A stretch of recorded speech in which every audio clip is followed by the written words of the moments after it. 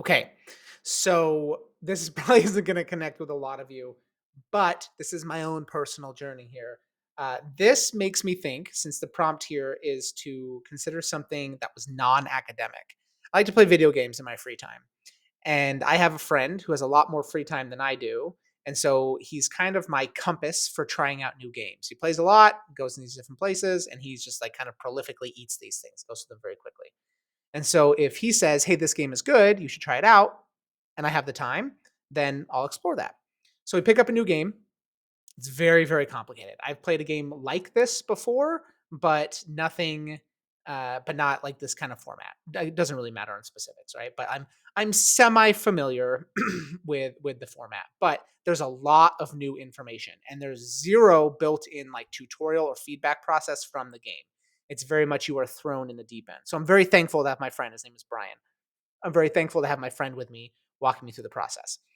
So, like thinking about these questions, I did have some prior knowledge of the content, but not a ton in this format. It wasn't all super relevant, but I was bringing some stuff in there with me. I felt very overwhelmed and very confused and very frustrated because there's just a lot of things happening. I wasn't able to focus on specific things when I was like thrown into the deep end like that. It took several playthroughs, several sessions over the course of several weeks. And if it weren't for Brian, I would have just given up and would have just quit because he was kind of pulling me through there, facilitating my learning. I received feedback about the game, about my learning of the game at two different points actually. So during play, like during the active like consumption of the game, and then in between sessions as well, kind of during like a reflection, feedback, and discussion process with Brian. So what was helpful was that feedback and discussion and reflection process. What was not helpful was the in-game feedback for a couple of reasons. One, I was getting bombarded with a bunch of stimuli and a bunch of new information. I was just trying to orient myself and like trying to learn things in that and not just like letting me experience it was very, very distracting. Also, my friend Brian is not a teacher.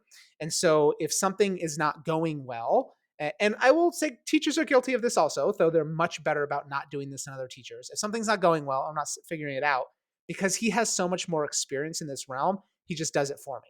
Well, we know there's no learning in that. So I then also got very frustrated because I'm sitting here going, how am I supposed to learn how to do this if you were just taking that away from me? You're just going through these things because for him it's about a means to an end where I'm trying to learn the process, right? So it's very frustrating to get that feedback or have that happen within the process of me engaging in the task. What was very, very helpful was we'd be done playing with that session and then I would ask him pointed questions afterwards. So this happened, so I need to do this. Yes. So what happens when this happens? Do I need to do X, Y, or Z? He says you need to do A, B, and C, right? So uh, removed from the actual learning process, actually not even removed, having taken a break from the learning process and having a specific conversation about the learning process and then reapproaching the learning and making new strides. That was where it was most successful for me, right? And so I didn't really like that feedback while I was actively trying to do the learning, but in between sessions of engaging the learning, that's where it was most important for me, right? So that's still within the learning process, but I had to remove myself. It's not like I was yeah, I mean, I'm over explaining.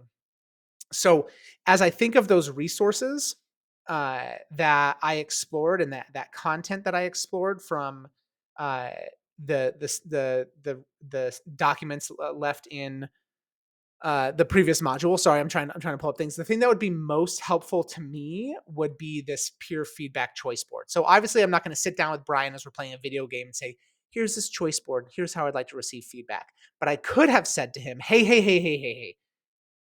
I don't want to be taught how to play this game while I'm playing the game. I want you to let me figure this out, and then we're going to have a discussion afterwards, right?" So if I had these choices laid out in front of me, some other people might like to be walked through hand in hand through the actual learning process of the game. That just was not my option. That was not my preferred way of learning, right? So if I had this choice board of here's when I would like to get feedback and how I would like to receive it, that would have really, really helped me.